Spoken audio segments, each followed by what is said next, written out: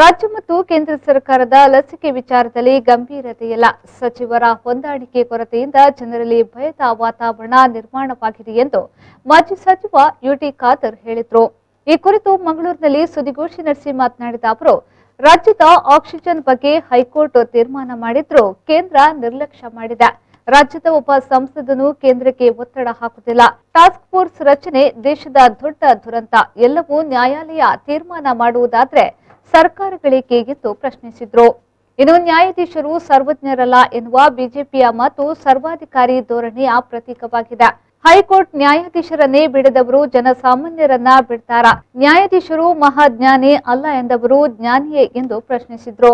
ರಾಜ್ಯಕ್ಕೆ ಆಕ್ಸಿಜನ್ ಇಷ್ಟು ಕೊಡಬೇಕಂತ ಹೇಳಿ ಹೈಕೋರ್ಟ್ ತೀರ್ಮಾನ ಮಾಡ್ತದೆ. ಇದನ್ನು ಕೇಂದ್ರ ಸರ್ಕಾರದಲ್ಲಿ ಸುಪ್ರೀಂ ಕೋರ್ಟ್ನಲ್ಲಿ ಕೇಂದ್ರ ಸರ್ಕಾರ ನಮಗೆ ಕೊಡಲಿಕ್ಕೆ ಆಗುವುದಿಲ್ಲ ಅಂತ ವಾದ ಮಾಡ್ತದೆ.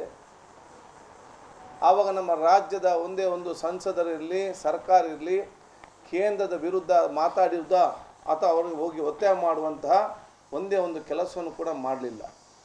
ಸುಪ್ರೀಂ ಕೋರ್ಟ್ ಕೇಂದ್ರದ ವಾದವನ್ನು ತಳ್ಳಿ ಹಾಕಿ, ಇಲ್ಲ ಕರ್ನಾಟಕಕ್ಕೆ ನೀವು ಆಕ್ಸಿಜನ್ ಇಷ್ಟು ಪೂರೈಸಲೇಬೇಕಂತ ತೀರ್ಮಾನ ಮಾತ್ರ ಅಲ್ಲ, ಇಡೀ ದೇಶಕ್ಕೆ ರಾಜ್ಯಗಳಿಗೆ ಆಕ್ಸಿಜನ್ ವಿತರಣೆ ಮಾಡಲು ಟಾಸ್ಕ್ ಫೋರ್ಸ್ ರಚನೆ ಮಾಡಿರುವುದು ಇದು ಅತ್ಯಂತ ದೊಡ್ಡೊಂದು ದುರಂತ ಈ ದೇಶದಲ್ಲಿ.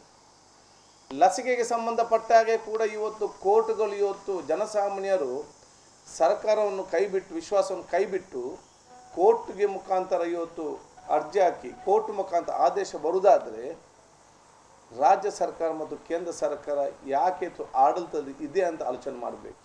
ಎಲ್ಲ ಕೂಡ ಕೋರ್ಟ್ ಕೊಡುವಂಥ ಆಗೋದ, ಕೋರ್ಟೇ ನಮಗೆ ಆಧಾರ ಆದರೆ ಯಾಕೆ ನಮಗೆ ಇವತ್ತು ರಾಜ್ಯ ಸರ್ಕಾರ ಮತ್ತು ಕೇಂದ್ರ ಸರ್ಕಾರ ಬೇಕು?